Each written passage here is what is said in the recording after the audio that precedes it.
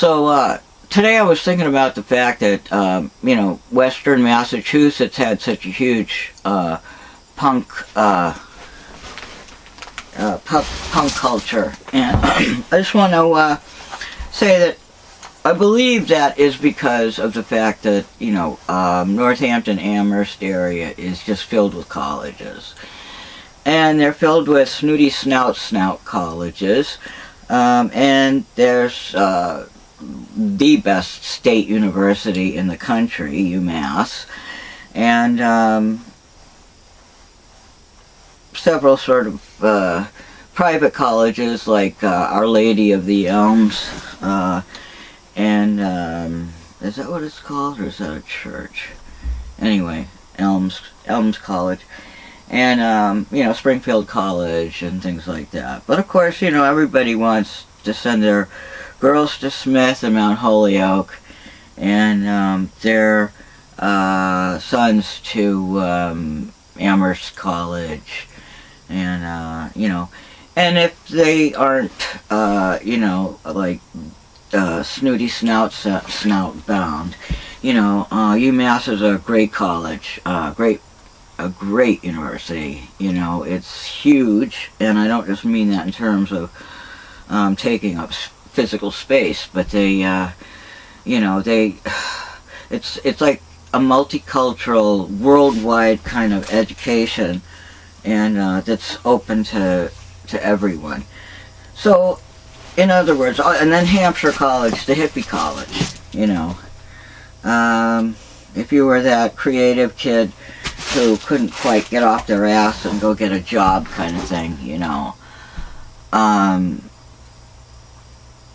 you wanted to follow the Grateful Dead and, all that kind of stuff, and then Hampshire College started to change a bit. It went from hippie to sort of, punk, and, but quickly sort of descended into kind of just like whatever, floats your boat kind of music, but,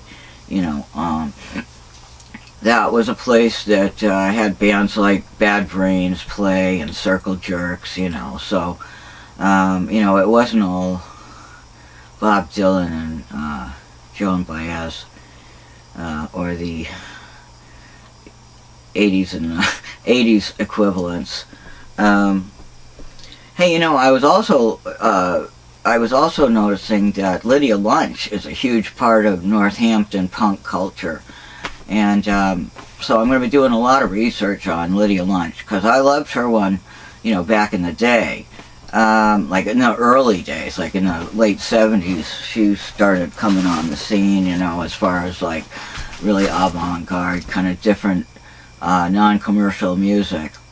And, and then we had Exene, and, we had, what was it, the Creeps.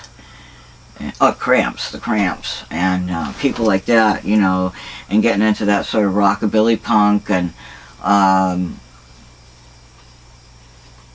and then kind of into the real raucous punk, which originated in England because the kids were so angry about not being able to get anywhere because Margret Thatcher basically took all the jobs out of the north of England.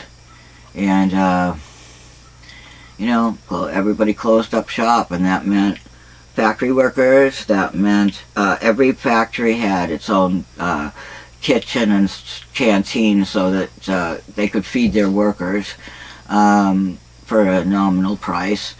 And each factory had its own brass band, so factories back then in northern England were more like big, huge, extended families, because they didn't just work together, they were in bands together. There might be the odd football teams and stuff, but it just all fell apart when Margaret Thatcher put everybody out of work. I shouldn't say just her government. And, but anyway, so that's what started punk. Kids started getting angrier and angrier, and they were sick of the snotty kids who, walked around in expensive, kind of clothes and stuff, what we would call new wave style. you know, so these estate kids, you know, these housing estate kids kind of banded together and started these groups of angry young kids, you know, and they started their own style, you know, by sort of like overemphasizing the blue-collar worker, you know, kind of blue jeans, work boots, and flannel shirts and stuff.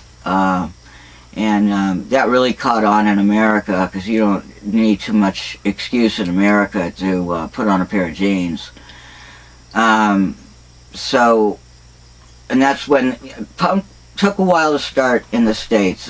The Tubes probably were the first punk band in America, and we didn't even call it punk, I don't think, yet. You know, I don't know what we called it, but you know, it was sort of like a Lou Reed, David Bowie, extreme, you know, kind of thing.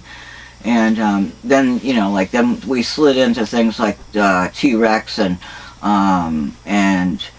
I just had the New York Dolls and that sort of genre, and that kind of led into the heavy metal bands, you know, and who wanted that real, you know, like rock sound. But they all, for some reason, wanted to look like girls, but they wouldn't employ girl musicians. And, well, you know, thank God we've moved on. But anyway, so that's the beginning of punk, and that's as far as I'm going to go tonight. I already gave you the update on Gidget, so I'm not going to bore you with the details again. Enjoy your evening, and I shall see you in the next update of Gidget Goes to Hell Returns, and Gidget Goes to Hell and the Punk Revolution in Northampton in the 1980s documentary. Good night.